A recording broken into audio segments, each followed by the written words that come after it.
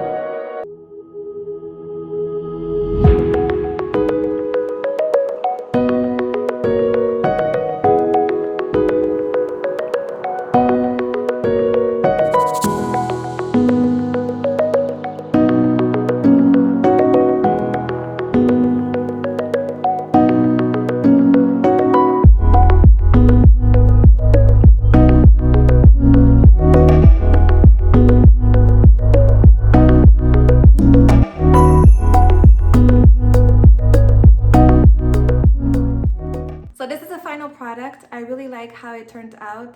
I like a whole romantic feel to the cake, and it's perfect for a baby shower or even a birthday cake or even a wedding. So the two things that you really need to know about these techniques is the first one with the rice paper.